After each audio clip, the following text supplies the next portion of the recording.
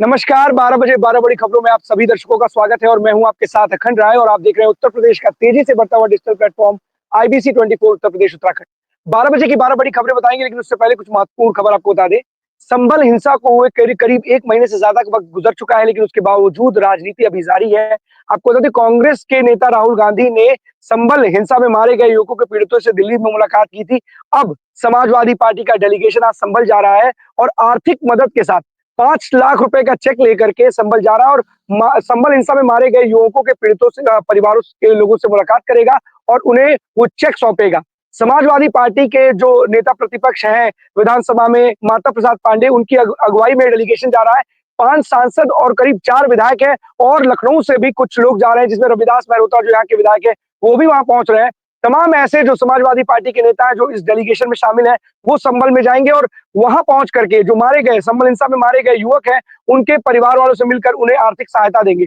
5 लाख रुपए का चेक देंगे। आपको नेता प्रतिपक्ष माता प्रसाद पांडे का बयान सुनाते हैं, जिसमें वो आर्थिक मदद की बात कर रहे हैं।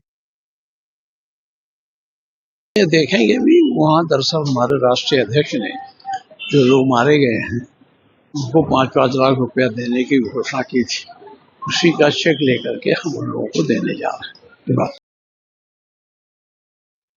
तो आपने सुना, नेता प्रतिपक्ष है माता प्रसाद पांडे ने साफ कहा है कि जो लोग इस हिंसा में मारे गए थे उनके परिवार वालों को ये 5 लाख रुपए का चेक सौंपेंगे, क्योंकि इससे पहले समाजवादी पार्टी के जो मुखिया हैं उन्होंने ऐलान किया था कि आर्थिक सहायता की जाएगी संभल हिंसा में मारे गए लोगों को। आपको बता दें, समाजवादी पार्टी के मुखिया अखिलेश यादव ने कल एक प्रेस कॉन्फ्रेंस की थी और इस कॉन्फ्रेंस के दरमियान उन्होंने कई गंभीर आरोप लगाए थे योगी सरकार पर और सीएम योगी पर। इस दरमियान उन्होंने कहा था कि अगर सीएम आवास की खुदाई की जाएगी तो वहां शिवलिंग निकलेगा। अब उन्हीं के इसी बयान पर जो कैबिनेट मंत्री है ओम प्रकाश राजभर, बीजेपी और योगी सरकार में जो कैबिनेट मंत्री ओम प्रकाश राजभर, उन्होंने प्रतिक्रिया दी है। उन्होंने कहा है कि अगर इस बात की जानकारी अखिलेश यादव को थी तो उन्होंने वहां पर खुदाई क्यों नहीं कराई। आपको मंत्री ओम प्रकाश राजभर का बयान सुनाते हैं, जिसमें वो सीधे तौर पर समाजवादी पार्टी के मुखिया अखिलेश यादव पर हमला बोल रहे हैं। वो अपने साधने के लिए बयान दे रहे हैं। उनको ये भय सता रहा है कि कहीं मुसलमान हमारे साथ से खिसक न जाए, इस नाते ये इस तरह के नर्गल बयान उनके आ रहे हैं। अगर ये बात उनकी जानकारी में थी तो वो जब मुख्यमंत्री थे तो उन्होंने क्यों नहीं खुदाई कराई।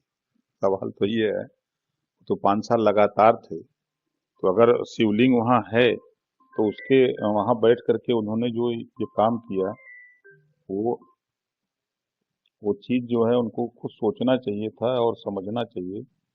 वो उनके कहने का सिर्फ तात्पर्य ये है कि मुस्लिम मतदाता हमसे जुटा रहे, हम उनके वोट का इस्तेमाल करते रहें, उनके हक अधिकार को लूटते रहें, बस उनका मकसद यही है। 4 बार की सपा की सरकार में मुसलमान को तो सोचना चाहिए कि मोदी जी और योगी जी के राज में पहली बार आजादी के बाद 51 बच्चे मुसलमानों के आईएएस पास किए, पहली बार। और आज तो आपने सुना कि जो ये कैबिनेट मंत्री ओम प्रकाश राजभर है, सुभाषपा के राष्ट्रीय अध्यक्ष हैं, इन्होंने किस तरीके से समाजवादी पार्टी के मुखिया अखिलेश यादव को घेरा और उन पर ही सवाल खड़े किए हैं कि इतने वर्षों तक आपकी सरकार थी, आपने क्या किया है? मुसलमानों के लिए कुछ नहीं किया है। आप अपने मुस्लिम वोट बैंक के खातिर इस तरीके की अनर्गल बयानबाजी करते रहते हैं और अनाप शनाप बयान देते हैं। आपको बता दें कि संभल से एक ऐसा खौफनाक वीडियो आया है जिसे देखकर आपकी रूह कांप जाएगी। करीब 2 किलोमीटर तक एक गाड़ी को, मोटरसाइकिल को बोलेरो सवार घसीटते हुए ले गया, जिसमें एक युवक गंभीर रूप से घायल हो गया। इलाज के दौरान उसकी मृत्यु हो गई है। आपको तस्वीरें दिखाते हैं संभल की, जिसमें गाड़ी के पीछे ग्राम प्रधान लिखा हुआ और बीजेपी का स्टिकर लगा हुआ है। इस गाड़ी ने एक बाइक को टक्कर मारी और घसीटते हुए लेके चला गया। करीब 1 किलोमीटर बाद वो युवक गिर गया, लेकिन बाइक को करीब 2 किलोमीटर तक वो घसीटता रहा। ये खौफनाक वीडियो अपने दर्शकों को हम दिखाते हैं। एक्सीडेंट करके भाग गया, वो पीछे मरा तो पड़ा ग्राम प्रधान। इससे कह दो रोक के गाड़ी बैक कर लेगा।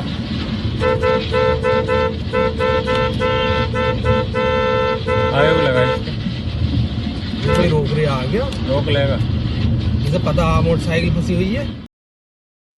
इस लापरवाह बेपरवाह ड्राइवर ने एक युवक की न सिर्फ जान ले ली, बल्कि एक ऐसा कृत्य किया है, शर्मनाक है ये पूरा कृत्य, क्योंकि जिस तरीके से उसको ये गाड़ी चला के जा रहा है, इतनी तेजी रफ्तार में जा रहा है, तो उसको पता होगा कि उसकी गाड़ी के नीचे कोई ना कोई चीज जरूर फंसी हुई है, लेकिन वो गाड़ी रोकता नहीं है, इतनी भी जहमत नहीं उठाता है कि रोक करके अगर उसके नीचे कोई दब गया है तो कम से कम उसको अस्पताल पहुंचाए। वो अपनी गाड़ी को और तेज रफ्तार में आगे लेके जा रहा है, और बताया जा रहा है कि ये जो ड्राइवर है और ये गाड़ी ये फरार है, अभी पुलिस की गिरफ्त से बाहर है। लेकिन जिस घटना में जिस युवक को चोट लगी है, जो गंभीर रूप से घायल था, उसकी इलाज के दरमियान मौत हो गई। अब चलते हैं अपने सभी सहयोगियों के पास, एक-एक करके हमारे सभी सहयोगी स्क्रीन पे जुड़ेंगे और आज की जो उनके शहर की, जिले की जो बड़ी खबरें हैं, वो हमारे दर्शकों को बताएंगे। तो चलते हैं अपने सभी सहयोगियों के पास, एक-एक करके जो हमारे साथ स्क्रीन पे जुड़ेंगे। सबसे पहले चलते हैं कानपुर, अवनीश हमारे साथ जुड़ चुके हैं। अवनीश, कानपुर से कौन सी बड़ी खबर है आज की?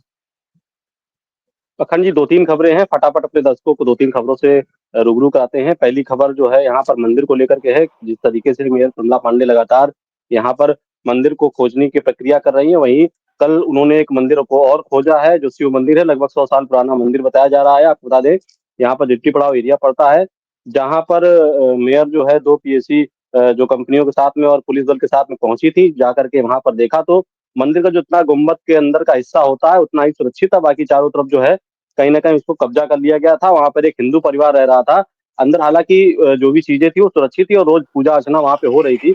जानकारी के अनुसार ये पता चला है कि क्योंकि पूरा मुस्लिम बाहुल्य क्षेत्र है, मात्र एक परिवार वहाँ पर जो है वो रहता है। उनका कहना है कि क्योंकि ये क्षेत्र ऐसा है तो हमको जो है मंदिर को सुरक्षित करने के लिए आस-पास जो है रहने की व्यवस्था करनी पड़ी। फिलहाल मेयर का प्रमिला पांडे का कहना है कि कोई भी व्यक्ति हो, वो हिंदू समाज का व्यक्ति हो या तो मुस्लिम हो, मंदिर पे कब्जा नहीं किया जाएगा, मंदिर को खाली जो है वो करना पड़ेगा। वहीं जो दूसरी खबर है वो ये है कि एक बड़ा हादसा हुआ है कानपुर में, घाटमपुर में। लगभग 4 गाड़ियाँ जो है आपस में तेज रफ्तार के चलते टकरा गई हैं, जिसमें एक महिला की दर्दनाक मौत भी हो गई है। तीसरी खबर से भी रूबरू करा दें, फिर हम आप बात करते हैं कि एक तीसरी खबर ये है कि जो यहाँ पर राज्य मंत्री हैं प्रतिभा शुक्ला, जो कानपुर देहात से अकबरपुर से विधायक हैं, वो देर रात एक थाने में पहुंची थी। लगभग 4 से 5 घंटे उनको इंतजार करना पड़ा था और जो वहाँ के इंस्पेक्टर हैं उन्होंने उनका फ़ोन नहीं उठाया। लगभग 6 बार उन्होंने फ़ोन किया एक मामले को लेकर के, और उनका जब फ़ोन नहीं उठा तो काफ़ी वो नाराज़ रहीं। मामला कुछ इस तरीके से था कि एक भाजपा नेता के साथ में मारपीट हो गई थी, जिसके बाद में उन्होंने जो इंस्पेक्टर उनको फ़ोन किया। लगभग 6 बार फ़ोन करने के बाद जब वो नहीं उठाया फ़ोन उन्होंने, तो वो थाने पहुँची। लगभग साढ़े 4 घंटे बाद जब वहाँ पर एसीपी आया तो काफ़ी नाराज़गी वहाँ पर उन्होंने ज़ाहिर किया कि जिस तरीके से एक मंत्री का अगर फ़ोन नहीं उठाया जा रहा है, तो आम नागरिक क्या कर रहा होगा? अखंड। अभी सही में सवाल है कि एक मंत्री इतने घंटों तक इंतजार करेंगे इंस्पेक्टर साहब का, फोन करेंगे तो वो उठाएंगे नहीं, तो आम नागरिक अगर फोन करते होंगे तो इंस्पेक्टर साहब क्या उनको कितनी तरजीह देते होंगे, ये तो दिखाई दे रहा है। क्योंकि अगर एक मंत्री आकर के इंतजार कर रहा है, उनका फोन उठा नहीं रहा है, तो कानपुर पुलिस करती क्या है? इन अधिकारियों, इन कर्मचारियों के खिलाफ, जो इस तरीके के जो अधिकारी हैं, इनके खिलाफ कोई कार्रवाई नहीं होती है क्या? देखिए अखंड, कार्रवाई की बात करें तो यहाँ पर कमिश्नरेट है, क्योंकि लगातार पुलिस बल यहाँ पर काफ़ी मौजूद रहता है, तो हालाँकि इस तरीके की लापरवाही नहीं होनी चाहिए। और अगर लापरवाही की गई है, जिस तरीके से आरोप लगाया जा रहा है, तो उसमें कार्रवाई ज़रूर करनी चाहिए। अब देखना ये होगा कि जो यहाँ के पुलिस कमिश्नर हैं, इसको कितना गंभीरता से लेते हैं और किस तरीके की कार्रवाई करते हैं। नहीं, गंभीरता से तो बिल्कुल लेना चाहिए, क्योंकि एक मंत्री हैं, राज्य सरकार में मंत्री हैं, और अगर मंत्री का फ़ोन आप नहीं उठाते हैं और आप उनको इंतज़ार कराते हैं, ठीक है, हो सकता है आप किसी काम में व्यस्त हैं, अगर उसकी व्यस्तता के कारण आप नहीं आ रहे हैं, किसी महत्वपूर्ण काम में लगे हुए हैं, तब नहीं आ पा रहे तो समझ में आता है। लेकिन अगर किसी बिना कारण के आप अगर किसी को इंतज़ार करा रहे हैं और कार्रवाई नहीं कर रहे हैं, क्योंकि ऐसा नहीं होगा बिना किसी बड़े मुद्दे के मंत्री जो वहाँ बैठी होंगी या मंत्री जिनको फ़ोन कर रहे होंगे, क्योंकि मंत्री आम तौर पे तो जाते नहीं है, ना फ़ोन करते हैं। कोई ज़रूर गंभीर मुद्दा होगा, तो कम से कम इतना तो समझना चाहिए कि कोई गंभीर मुद्दा है, उस मुद्दे को लेकर के मंत्री हमारे पास आया हुआ है या फ़ोन कर रहा है, तो क्या इन अधिकारियों के पास मंत्रियों की लिस्टिंग नहीं होती है, नंबर नहीं सेव होते कि मंत्री का ही, अपने ही जिले के मंत्री का फ़ोन नहीं उठा रहे हैं ये लोग? जी, बिल्कुल। ये जो राज्य मंत्री हैं और आपको बता दें वहीं पास में ही हालाँकि जुड़े हुए थाना क्षेत्र में वो रहती हैं। और जिस तरीके से अगर मामले की बात करें तो एक गंभीर मामला ही था, ज़मीन विवाद को लेकर के मामला था, जिसमें एक भाजपा नेता की कस करके पिटाई कर दी गई थी, जिसके बाद में वो भाजपा नेता लगातार जो है थाने के चक्कर काट रहा था। उसकी जब कोई सुनवाई नहीं हुई तो वो मंत्री जी के पास पहुँचा। मंत्री जी के पास जब पहुँचा तो उन्होंने प्रयास किया कि फ़ोन से ही बात करके जो है इस मामले को गंभीरता से लेने की बात कही जाए। लेकिन जब फ़ोन उन्होंने लगभग 5 से 6 बार किया, जब उठाया नहीं गया, तो वो उनके जो पति हैं, जो पूर्व सांसद अनिल चक्रवासी, वो देर रात वहाँ पर पहुँचे और लगभग साढ़े 4 घंटे थाने पे मौजूद रहे और साढ़े 4 घंटे बाद जो एसीपी आए, एसीपी के साथ में ही उन्हीं के साथ जो इंस्पेक्टर हैं वो पहुंचे हैं। फिलहाल एसीपी से बातचीत हुई, अब देखिए आगे जो है क्या कार्रवाई की जाती है। देखिए, कोई दबाव की राजनीति नहीं होनी चाहिए और कोई भी दबाव की कार्रवाई भी नहीं होनी चाहिए, लेकिन इतना जरूर है कि एक मंत्री है, प्रदेश सरकार का मंत्री है, तो कम से कम उसकी जो इंपॉर्टेंस, उसको इंपॉर्टेंस देनी चाहिए, नहीं देनी चाहिए वो अलग विषय है। लेकिन अगर एक आम नागरिक इस तरीके से गया होता और इंस्पेक्टर साहब नदारद होते तो क्या होता, वहां का नजारा क्या होता। मंत्री जब पहुंचे, मंत्री के सामने इस तरीके का बिहेवियर है एक इंस्पेक्टर का, तो कितना शर्मनाक बात है, शर्म की बात है सूबे की पुलिस के लिए भी। क्योंकि अगर अधिकारी अगर इस तरीके से मंत्री को ही इग्नोर करने लगेंगे, उसकी बात नहीं सुनेंगे, तो आम लोगों का क्या हाल होगा। बहुत बहुत धन्यवाद आपका इस तमाम जानकारी के लिए अवनीश। एसपी सिंह हमारे साथ जुड़ चुके हैं सुल्तानपुर से। कौन सी बड़ी खबर है एसपी सिंह सुल्तानपुर से आज की? अखंड सुल्तानपुर जनपद की दो खबर हैं। एक तो उत्तरी रेलवे मजदूर यूनियन की आज मासिक बैठक हुई। ये चुनाव जीत कर जब आए हैं पहली बार, तो मासिक बैठक पहली बार कर रहे हैं और ये 3 बार से जो है ये यूनियन जो है आगे अग्रसर है और जीतती रहती है और सुचारू रूप से मजदूर के लिए पूरा सब देख रेख करती रहती है। सारे मजदूर यूनियन की एक ऐसी टीम है कि सभी लोग संतुष्ट रहते हैं, अच्छे से बहुमत से जिताते हैं। ये सुल्तानपुर के लिए भाग्य की बात है कि मजदूर यहाँ के पूर्णतया रेलवे के संतुष्ट हैं। और यहाँ पर आज मासिक बैठक में हमारे साथ मंडल अध्यक्ष उपलब्ध हैं। उनसे चल के हम चैनल को, दर्शकों को ये दिखाना चाह रहे हैं कि उनके कथन से क्या कहना है उत्तर रेलवे मजदूर यूनियन।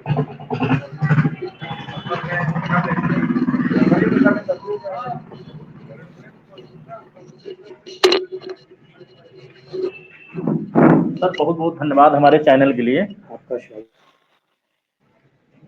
जी। मैं आरपी राव, मंडल अध्यक्ष उत्तरी रेलवे मजदूर यूनियन लखनऊ मंडल।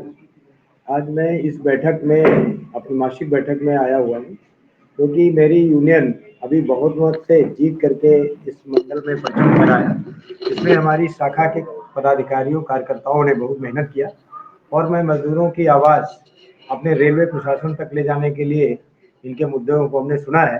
जिसमें मेहता सिग्नल विभाग में जो 12 घंटे की नौकरी कराई जा रही है, मैं उनको 8 घंटे कराने का काम करूंगा। वो एलडीसी ओपन टू ऑल जो ट्रैक मेंटेनेंस या अन्य कैटेगरी के लिए है, उनके लिए काम करूंगा। और इसके साथ में जिन कर्मचारियों का अभी ड्यूटी लॉन्ग आवर्स हो रही, उनके लिए काम करेंगे और तमाम गेट जो जहां पर 12 घंटे ड्यूटी ली जा रही, 8 घंटे करवाने का काम करेंगे। ये मेरे मेन मुद्दे हैं सर जी। अखंड, ये आज इनका मेन मुद्दा था मासिक बैठक का। बैठक पूर्णतया जो है स्पष्ट रूप से बढ़िया तरीके से बैठक हुई। और दूसरा मुद्दा ये था कि गोमती नदी को लेकर के हम दर्शकों को, अपने दर्शकों को ये दिखाना चाह रहे हैं, हम जो वीडियो क्लिप किया है उसको दिखाएं। और ये देखिए, गोमती नदी का आए दिन जो है दोहन हो रहा है, नाले का पानी जा रहा है, नाली का पानी जा रहा है, कूड़ा कचरा सब फेंक रहे हैं। इसकी सफाई के लिए सूबे के मुख्यमंत्री योगी आदित्यनाथ की पूरी टीम जो है, गोमती मंडल भी गई थी, कई संगठन भी गए थे, डॉक्टर की भी यूनियन गई थी कि दूषित पानी हो रहा है। ज्ञापन डीएम को आज भी दिया गया और लगातार लगभग 2500 बार ज्ञापन दिया गया शासन प्रशासन को, लेकिन अभी तक इस पे अखंड कोई खास तरह से कोई नहीं हुआ है। केवल ये ज्ञापन ही दे रहे हैं। अभी 15 दिन का ये समय मांगे हुए हैं कि 15 दिन में अगर ये नहीं करते हैं, साफ सफाई और नाला नहीं बंद किया जा रहा है, तो विशाल धरना और धरने पे ये लोग बैठेंगे। बिल्कुल, बहुत गंभीर विषय है जिस तरीके से गोमती नदी में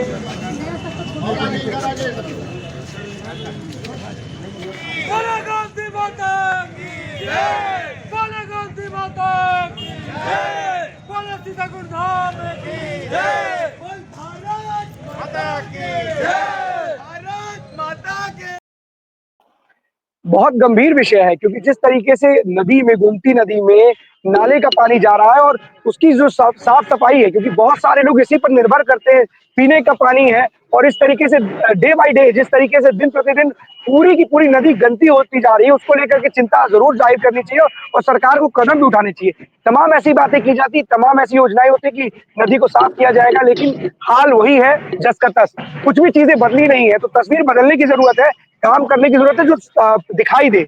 धरातल पर दिखाई दे, तो ये ज्ञापन का कितना असर देखने को मिलता है वो अलग बात है, लेकिन इतना जरूर है कि सरकार को इसके लिए ऐसा कठोर कदम उठाते उठाते ऐसे भी कदम उठाने चाहिए कि जिससे जो स्वच्छता बनी रहे इस नदी की, क्योंकि नदी अगर नहीं रह जाएगी तो जीवन कैसे रह जाएगा। बहुत बहुत धन्यवाद आपका इस महत्वपूर्ण जानकारी के लिए। स्पेशल हमारे साथ ज्ञानेन जुड़ चुके हैं प्रतापगढ़ से। ज्ञानेन, कौन सी बड़ी खबर है आज प्रतापगढ़ से?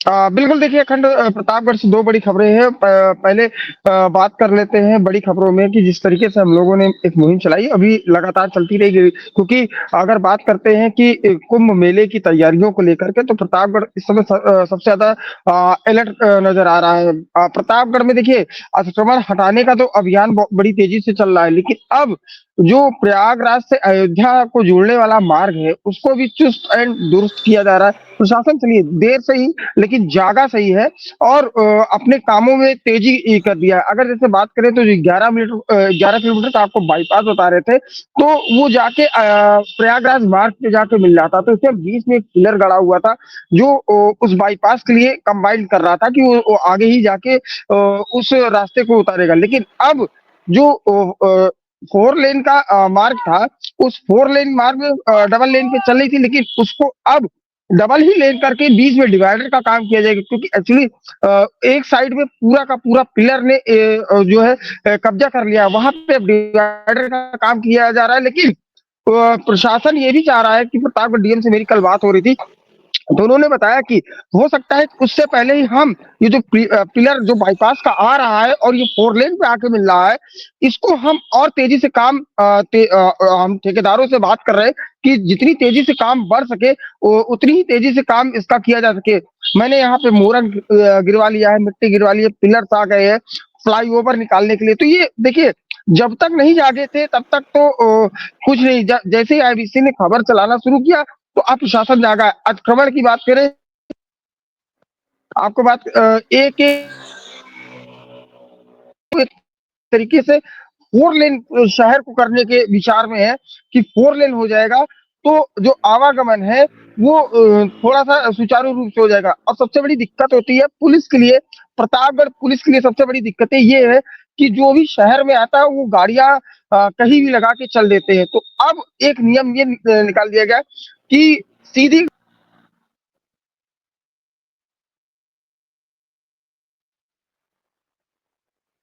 उन्हें तुरंत सीज करके पुलिस लाइन लेके जाया जाए। तो फिलहाल अब ये चल रहा है, फिलहाल देखने वाली बात होगी कितने दिन ये लोग अभियान चलाते हैं। क्या केवल एक केवल कार्रवाई के रूप में रहेगा या जो 45 दिन कुंभ चलने वाला है उसको। दूसरी बड़ी खबरों की बात करें तो लगातार एक्सीडेंट प्रतापगढ़ में लगातार हो रहे हैं। कल देर रात कोहरे के कारण जो है एक ही परिवार के 2 लोगों ने अपनी जान गंवा दी। कल सुबह तकरीबन एक ही परिवार से 2 लोगों ने जान गंवा दी। तो देखिए लगातार ये एक्सीडेंट कोहरे के कारण हो रहा है। फिलहाल प्रशासन बताना है, पहली बात तो हेलमेट के कारण हुए, अगर ये हेलमेट लगाए होते तो शायद ये आज बच गए होते, लेकिन फिलहाल दो देखिए कोहरे का कहर भी है और रफ्तार का भी कहर देखने को मिलता ही है। लेकिन जो सबसे पहले वाले जो आपने खबर बताई है उस खबर पे आएंगे, उस पे एक चीज जानना चाहेंगे कि आखिरकार प्रशासन इतनी जो देर में नींद क्यों खुलती है। अगर ये काम पहले उसने कर लिया होता तो शायद इस तरह की घटना तो नहीं होती कि आप इंतजार करते और तैयारी कर रहे होते। ये तो आपको पता है ना कि 13 तारीख से कुंभ होना है, कोई नई चीज तो है नहीं है। पहले से आपको पता था तो इसकी तैयारी पहले क्यों नहीं कर ली गई कि आखिरी मोमेंट पे आप जाकर के आप तैयारियां कर रहे हो, ठेकेदारों से बात करो, ऐसा क्यों कर रहे हैं अधिकारी? देखिए बिल्कुल, अगर बात करें तो कहीं न कहीं प्रतापगढ़ प्रशासन आज पहली बार ऐसी लापरवाही नहीं कर रहा। अर्धकुंभ भी था तो 2019 में, तो जब अर्धकुंभ के दौरान भी ऐसे ही किया गया था, और 2012 में जब महाकुंभ था तब भी इन लोगों ने ऐसे ही पूरा लापरवाही बरतते रहे। सबसे ज़्यादा बात होती है कि मंदिर तो आज बना हुआ है, लेकिन अगर अर्धकुंभ हो या महाकुंभ हो, अगर लोग स्नान करने के लिए जो है प्रयागराज आते हैं तो अयोध्या ज़रूर जाते हैं।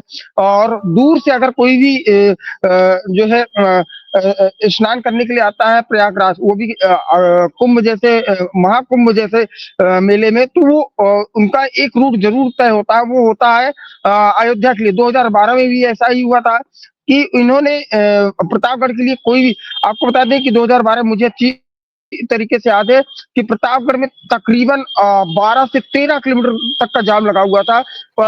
पुलिस के पसीने छूट गए थे उस दौरान जो है यातायात को छुड़वाने में। कई डायवर्सन किया गया था बुकिया मऊ से, काफी लंबे रूट उनको कराए गए थे, तकरीबन 40 किलोमीटर लंबा रूट उनको निकालना पड़ता था। कहीं प्रयागराज से ही घुमा दिया जा रहा था गाड़ियां। तो देखिए प्रशासन ये पहली बार नहीं, लेकिन अब की प्रशासन का दावा है कि अब की ऐसा कतई नहीं हो पाएगा। हम लोग लगे हुए हैं पूरा देखिए अब दावा जोर शोर दावा से। तो अब अगर कितना बात दावा करें तो उनका हकीकत में तब्दील होता है ये देखने वाली बात होगी, क्योंकि दावे बहुत होते हैं और हकीकत कुछ अलग होती है। और शायद अगर इन दावों में सच्चाई देखने को मिलती, क्योंकि सवाल खड़े होंगे और विपक्ष तो सवाल खड़े करेगा आपके इस कार्यशैली पर। इतना बड़ा महाकुंभ है, 40 से 45 करोड़ लोग वहां आने वाले हैं, और अगर तैयारियां 13 दिन 14 दिन पहले तक आप कंप्लीट नहीं कर पाए हैं तो ये आपके ऊपर सवाल खड़े करेंगे। आपको इसको युद्ध स्तर पर तैयारी करनी चाहिए, तो इसको लेकर के संजीदगी दिखाते हुए काम को अब तक खत्म कर लेना चाहिए। अब जाके ठेकेदारों से बात करने की कोई मतलब नहीं है। बहुत बहुत धन्यवाद आपका तमाम जानकारी के लिए ज्ञानेंद्र। हमारे साथ आदर्श जुड़ चुका है हरदोई से। आदर्श, हरदोई से कौन सी बड़ी खबर है आज की? अखंड जी, हरदोई जी, आज कमर को लेकर एक बताना चाहेंगे। ये हरदोई की सदर बाजार है।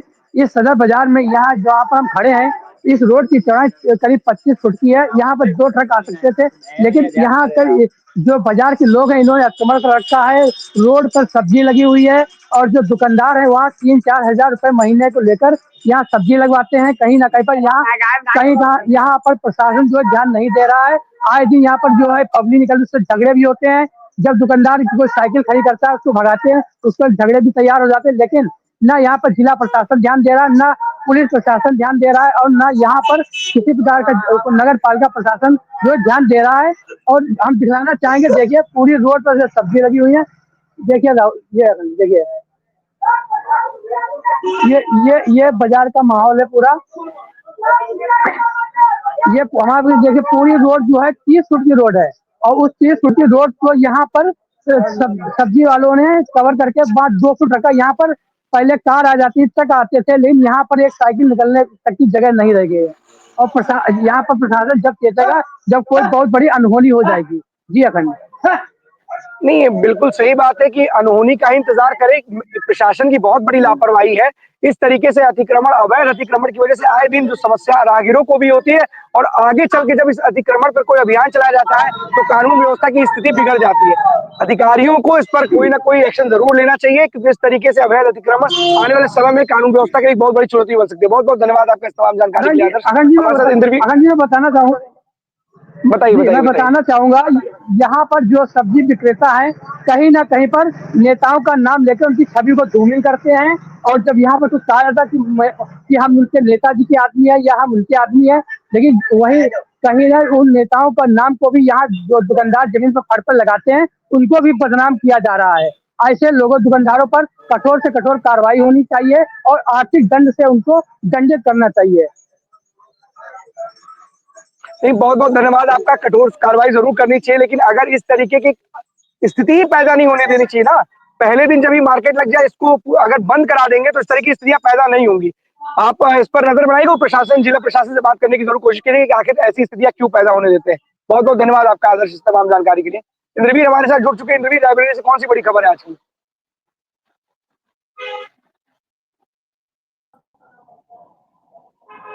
अखंड, देखिए बता दें, रायबरेली जैसे मैं अक्सर चर्चा करता हूँ, जब एक किसी मंत्रालय का या किसी विभाग की, खासकर अगर एक बहुत बड़ा विभाग है तो उससे अगर कोई चीज सामने आती है मीडिया के थ्रू, अभी जल्दी में ही अगर बात करें, आज एक खबर प्रकाशित हुई है एम्स की। वापस से मैं एम्स की खबर पे बात करूंगा। क्यों? क्योंकि लगातार अब ये शायद क्योंकि भ्रष्टाचार के भी इससे पहले आरोप लग चुके, और भी ऐसी कई अलग अलग खबरें आती रहती हैं एम्स से। और अगर आज आप बात करें तो आज एम्स के जो छात्रावास, क्योंकि एम्स के साथ साथ यहाँ मेडिकल कॉलेज भी छोटा सा है, उसमें जो है छात्र भी यहाँ पे रह करके एम्स में पढ़ाई करते हैं, सीखते हैं और प्रैक्टिकल करते हैं, ये सारी चीजें होती है।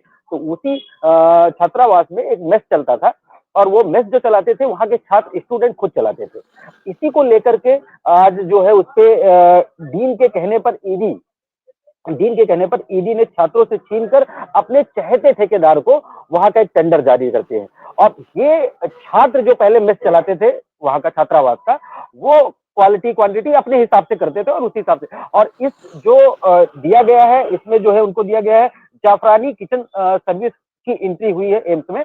और ये बड़े एक भ्रष्टाचार की ओर दस्तक दे रहा है। क्यों? क्योंकि लगातार जहां पे भ्रष्टाचार के आरोप लग रहे हैं, और जब क्या आपको अपने स्टूडेंट के ऊपर भरोसा नहीं रह गया जो वहां पे खुद चलाते थे? और इसकी सबसे बड़ी और सबसे चौंकाने वाली खबर मैं आपको बता दूं कि जो जाफरानी टिफिन सर्विस है, जहां पे जो छात्रावास को जो अब चला रहे हैं प्रेजेंट टाइम में, वहीं पे उन्होंने जो छात्र हैं उन्होंने मंत्रालय, एम्स मंत्रालय जो केंद्र का मंत्रालय है, वहां पे इन्होंने, छात्रों ने भी इसके पहले भी शिकायत कर चुके हैं कि ये जो यहाँ पे चला रहे टिफिन सर्विस है, जो छात्रावास में जो इसमें फूड दिया जा रहा है वो एकदम ही घटिया है। उसको लेकर के ईडी और डीन की मिली भगत से, ये हम कह सकते हैं ईडी और डीन की मिली भगत से, ये जो है छीन करके जाफरानी टिफिन सर्विस को वहां का टेंडर जारी कर दिया गया है। अखंड, ये बहुत बड़ी खबर, और ऐसे ही आए दिन चर्चा में रहता है। जी अखंड, इस तरीके की अगर मिली भगत से, अगर जब वहां के लोग विरोध दर्ज कर रहे हैं, वहां के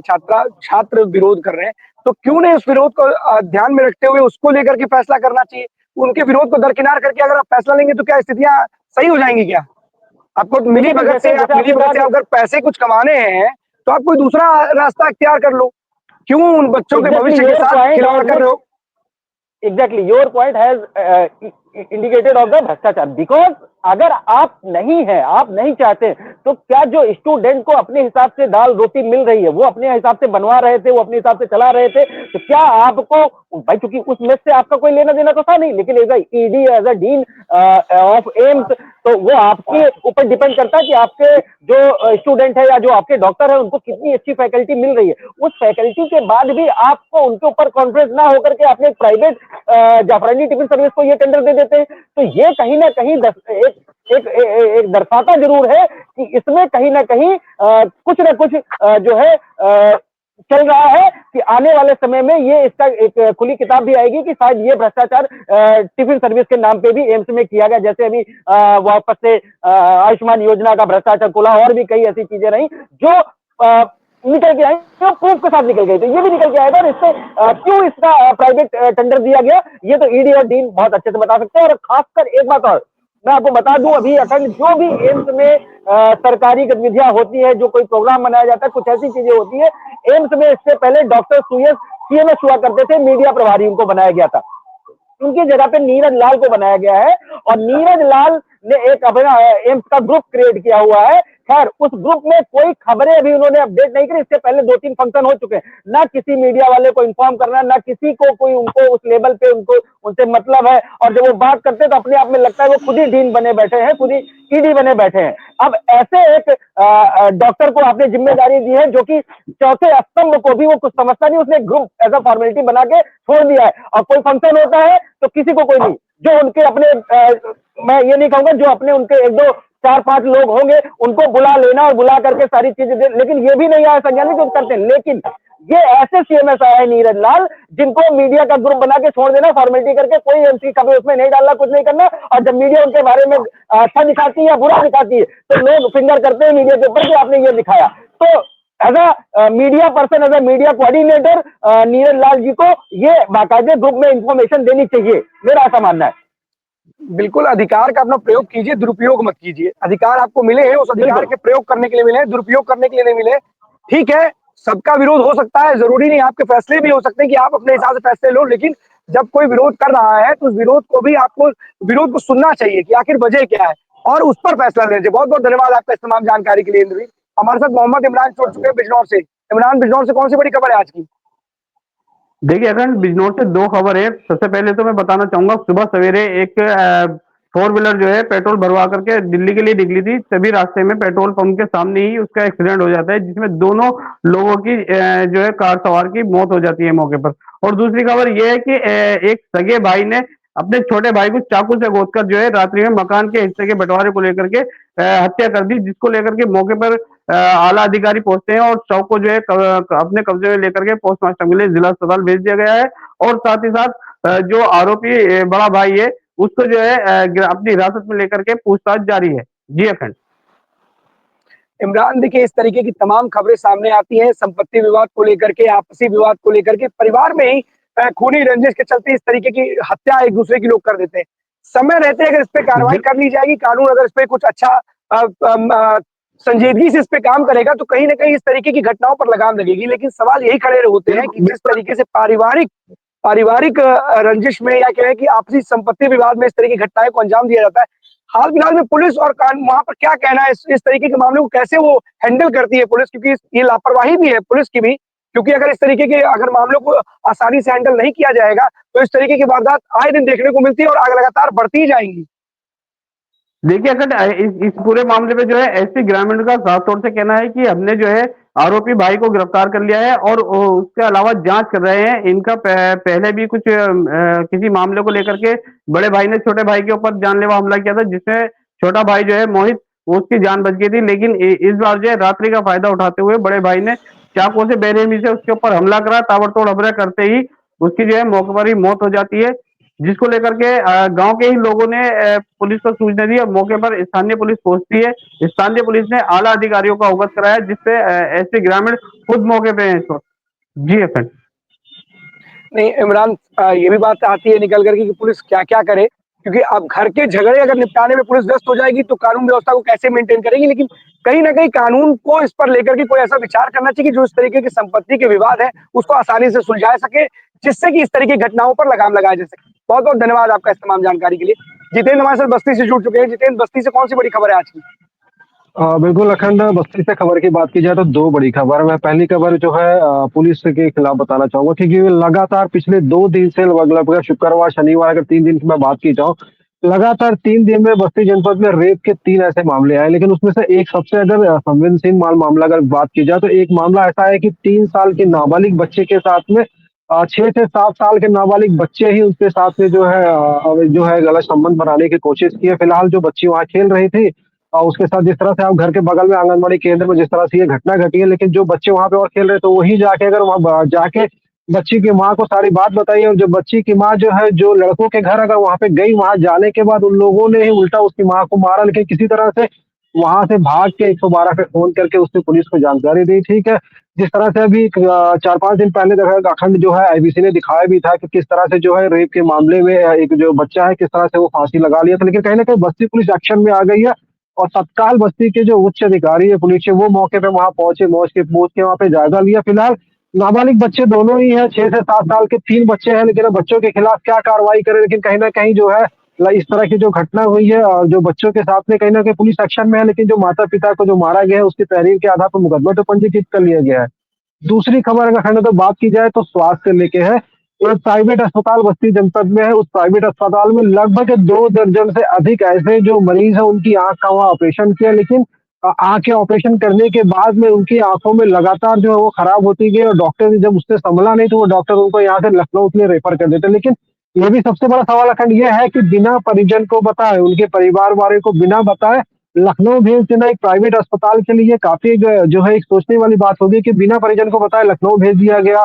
उल्टा उसको 2-4-5 हजार रुपए भी दिए गए कि आप लखनऊ जाइए अपना इलाज कराइए। लेकिन कहीं ना कहीं जो इन्फेक्शन हुआ या जो भी दिक्कतें हुई है, लेकिन जो प्राइवेट अस्पताल है वो जिस तरीके से लगभग 2 दर्जन से अधिक के मरीजों के साथ जो हुआ है, कुछ लोगों की तो अखंड में आपसे बता दो कि उनकी आंख तक चली गई है।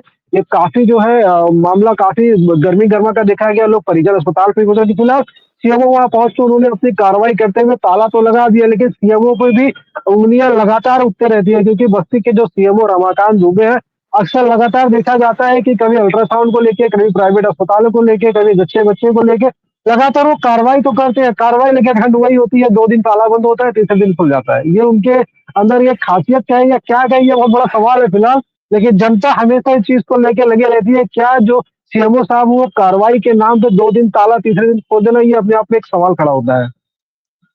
बिल्कुल सही बात है कि कार्रवाई होती है लेकिन दिखावे की कार्रवाई होती है। 2 दिन के लिए ताला लगा दिया जाता है, 2 दिन बाद वो ताला खुल भी जाएगा। अगर सही रूप से, अगर सुचारू रूप से अगर अभियान चलाया जाए और डॉक्टरों की भी जांच की जाए, क्योंकि कई जगह ऐसे देखा जाता है कि हॉस्पिटल तो खुले हुए हैं लेकिन डिग्री किसी और की लगी हुई है, झोला छाप जो डॉक्टर है वहां इलाज कर रहे हैं। और अगर ये अच्छे डॉक्टर होते तो इस तरीके के 2 दर्जन लोग, क्या आंखों की रोशनी उनकी चली जाती कुछ लोगों की, या कुछ लोगों को दिखना बंद हो जाता, या उन्हें लखनऊ भेजना पड़ता। अगर जो सीएमओ साहब हैं इस तरीके के प्राइवेट अस्पतालों की समय समय पर अभियान चला के चेकिंग करते तो क्या मुझे लगता है कि शायद इस तरीके के मामलों को रोका जा सकता था। लेकिन वही वाली ना कहानी है कि ढाक के 3 पास वाली कहानी है। कार्रवाई के नाम पर आपने तालाबंदी कर दी, 2 या 4 दिन बाद वो ताला खुल जाएगा। क्या उन लोगों की आंखों की रोशनी वापस लाई जा सकती है इस तालेबंदी में? समय रहते कार्रवाई करने पे होता। पहली बात तो ऐसे डॉक्टरों के खिलाफ, अगर वो सच में डॉक्टर है, अगर झोला छाप नहीं और डॉक्टर है, सही वाली डिग्री है अगर उनके पास, तो पहले तो उनका लाइसेंस, उनकी डिग्री निरस्त कर देनी चाहिए। कार्रवाई तो बाद में करते कि आप हॉस्पिटल तो खोलने के लायक ही नहीं हो। इतने लोगों को आपने आप उनकी आंखों की रोशनी के साथ खिलवाड़ कर रहे हो। जिन लोगों की आंखों की रोशनी चली गई उनका क्या होगा? कैसे वो देख पाएंगे? सवाल तो ये भी है ना कि आपने तालेबंदी कर दी, लेकिन तालेबंदी करने से क्या उन लोगों की जिंदगी, जो उनकी रोशनी, आंखों की रोशनी वापस आ पाएगी? सीएमओ साहब समय रहते अभियान क्यों नहीं चलाते जितेंद्र? सवाल तो ये भी है ना। बिल्कुल अखंड, अभी कुछ दिन पहले भी हमने आईबीसी में दिखाया हुआ था कि एक सरकारी डॉक्टर जो रेडियोलॉजिस्ट था, उसके पास में डिग्री नहीं है और नागालैंड की एक फर्जी डिग्री बता के, जिस तरीके से संस्थान ने बताया कि हमारे पास ऐसी कोई डिग्री हम नहीं देते, लेकिन अभी भी जो है अखंड लगभग 1 हफ्ते के आसपास बीत गया है, लेकिन कहीं ना कहीं आज भी वो डॉक्टर वहाँ बैठे हैं तैनात और वो जो है अपना काम कर रहे हैं। लेकिन सीएमओ साहब अभी भी वही है कि जांच चल रही है, जांच चल रही है, लेकिन कब तक जांच चल रहेगी? और वो महिलाओं का वहाँ पे जो है अल्ट्रासाउंड कर रहे हैं, ये किस तरीके के सीएमओ साहब है कि कार्रवाई उनकी किस तरह की होती है, ये तो अब सीएमओ साहब ही जान सकते हैं कि जिस तरह से वो कार्रवाई करते हैं, वो भगवान भरोसे ही चल रहा है अखंड। बिल्कुल सही कह रहे हैं आप, जांच का खेल चल रहा है, भगवान भरोसे चल रहा है, जांच का खेल चल रहा है। जांच में आज आती हुई दिखाई नहीं दे रही है। बचाने के लिए उन्होंने तालेबंदी कर दी, वहां वो काम कर ही रहे हैं, उनके खिलाफ कह रहे हैं यहाँ जांच चल रही है। तो एक कहते हैं ना, अधिकारियों के पास एक होता है कि हमारी मीटिंग चल रही है, उस मीटिंग में हम भैया व्यस्त है, जांच चल रही है, 2-4 लाइनें उन्होंने पढ़ी हुई है। जब भी कोई पूछेगा हाँ जांच चल रही है। जांच कब तक चलेगी, सवाल ये भी बड़ी, जांच कब तक चलेगी सवाल ये भी है। लेकिन कहीं ना कहीं कुछ ऐसी कार्रवाई जरूर करनी चाहिए कि लोगों में एक मिसाल पेश हो सके। जितेंद्र, बहुत बहुत धन्यवाद आपका इस तमाम जानकारी के लिए, क्योंकि देखिए डॉक्टर्स जो होते हैं वो लापरवाह, अगर लापरवाही करेंगे तो कहीं ना कहीं लोगों की मुसीबत बनकर के आएगी। 12 बजे बड़ी खबरों में आज के लिए बस इतना ही। कल हम आपके सामने फिर से होंगे। आज तब तक के लिए दीजिए हमें इजाजत। बहुत बहुत धन्यवाद।